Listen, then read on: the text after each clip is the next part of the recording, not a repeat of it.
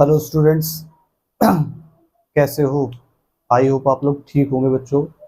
Last lecture तक मेरे बच्चों हम जो pair of linear equations in two variable जो हमारा चैप्टर चल रहा था उसमें एक्सरसाइज 3.2 का क्वेश्चन नंबर 1 का वेरी फर्स्ट क्वेश्चन हम डन कर चुके हैं लास्ट लेक्चर तक।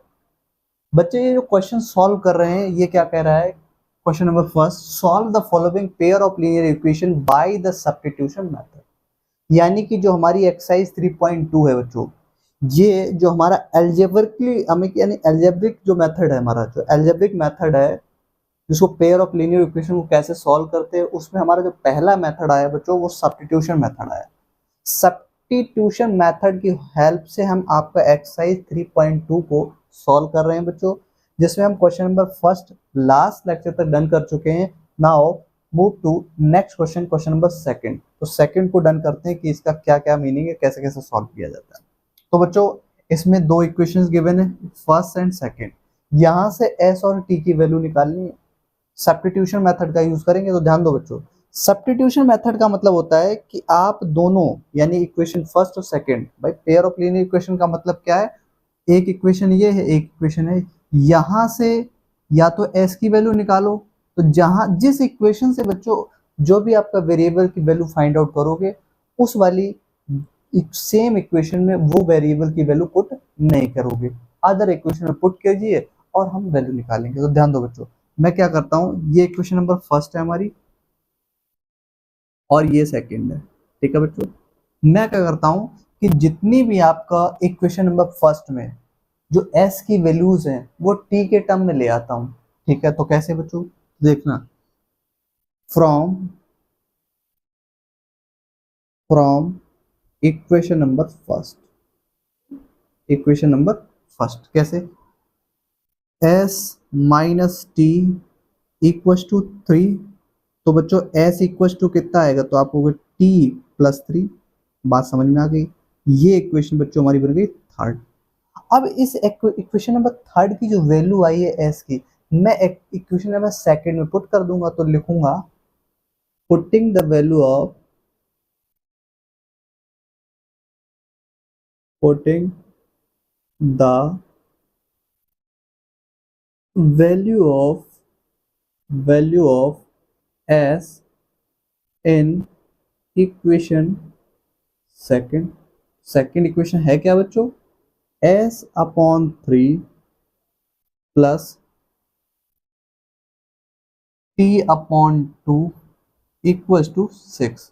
अब जहां पे बच्चों एस है वहां पे टी ये वाली वैल्यू डाल दूंगा मैं। तो देखिए क्या हो जाएगा बच्चों, टी प्लस 3 अपॉन 3 प्लस ये कितना हो जाएगा बच्चों, टी अपॉन 2 इक्वल्स टू 6। यहां से आप एलसीएम ले लीजिए बच्चों, 3 और 2 का एलसीएम कितना होगा? 6। 3 से इसमें 6 में डिवाइड करेंगे 2 टाइम्स जाएगा, 2 का मल्टीप्लाई यहाँ करूंगा तो कितना जाएगा, 2t प्लस 6 प्लस, अब 2 से डिवाइड इसमें करूंगा 3 टाइम्स जाएगा, 3 का मल्टीप्लाई टी में कर दीजिए बच्चों तो 3t हो जाएगा इक्वल्स टू 6। अब क्या कीजिए, इसके डिनोमिनेटर में 1 को लेट कर लीजिए, क्रॉस मल्टीप्लाई कर दीजिए। तो क्रॉस मल्टीप्लाई करोगे तो देखो जरा, ऊपर वाला ये वाला सेम ये वेरिएबल सेम है, इसका कॉफिशिएंट कुछ भी हो उससे कोई मतलब नहीं। तो 3t और 2t कितना हो गया, 5t और प्लस 6। इस 6 का मल्टीप्लाई उधर का जो कर दोगे बच्चों तो कितना जाएगा, 36। तो बताओ बच्चों एस टी इक्व टू कितना आएगा, सॉरी 5t इक्व टू कितना होगा, ये 6 उधर जाएगा बच्चों तो 36 माइनस का 6, तो 5t इक्व टू बच्चों आ जाएगा 30। और जब 5 से इसको डिवाइड करोगे तो t इक्व टू कितना आ गया, 5 6 30। ठीक है बच्चों, ये t की वैल्यू आ चुकी है। अब इस t की वैल्यू आप बच्चे किसी भी equation number third, equation second, equation first, किसी में भी आपका पुट कर दो बच्चों, आपकी वैल्यू आ जाएगी। तो बच्चों बताओ, अब किसी में पुट कर दूं, ये तो सर मेरी मन की बात हो गई, मतलब जो मेरा मन करेगा, बट एक्चुअल में आपका सही अप्रोच बताइए। तो बच्चों आप याद रखें, ध्यान रखें इस बात को कि इक्वेशन नंबर थर्ड में अगर मैं t की वैल्यू पुट कर देता हूं तो s की वैल्यू डायरेक्ट मिल जाएगी। यहाँ भी पुट करेंगे तब भी मिल जाएगी, लेकिन थोड़ा सा आपका सेकंड वाले में कैलकुलेशन ज्यादा सा हो जाएगा, तो आप थर्ड में ही क्वेश्चन में पुट कीजिए। तो लिखेंगे putting the value of putting the value of T in equation third. Equation third क्या है बच्चों? Third equation S equals to T plus 3। तो एस इक्वल्स टू कितना आ गया? टी के प्लेस पे क्या डाल दिया? 6, 6 प्लस 3, एस इक्वल्स टू आ गया बच्चों 9।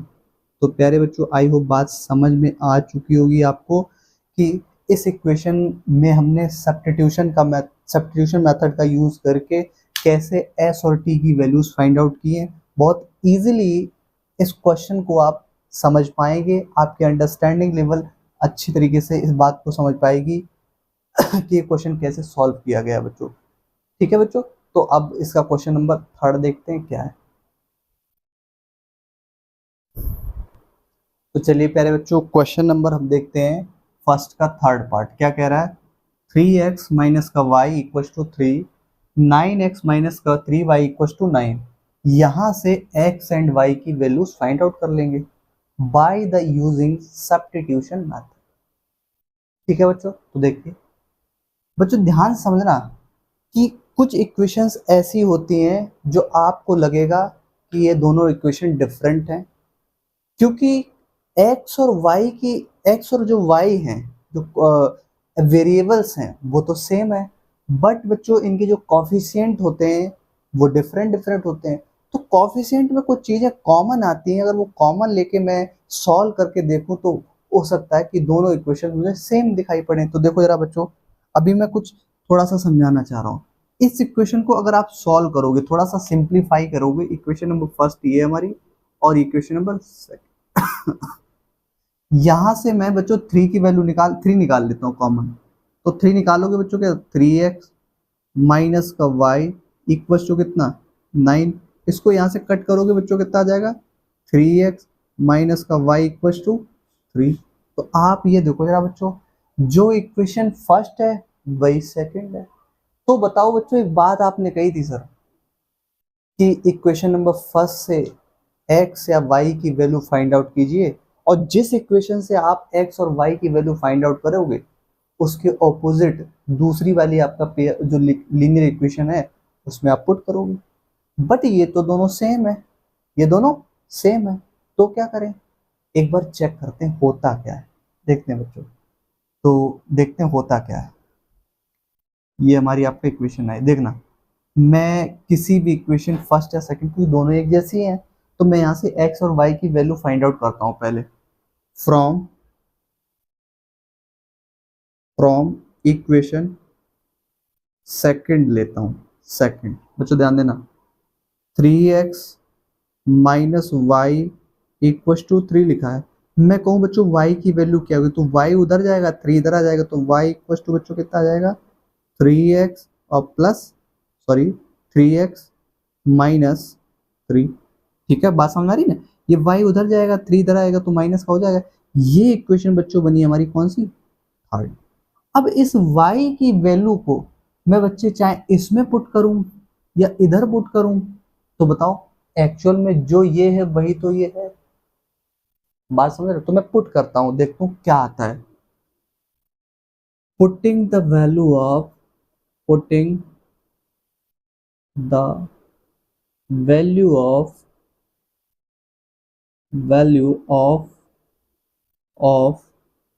y in equation first.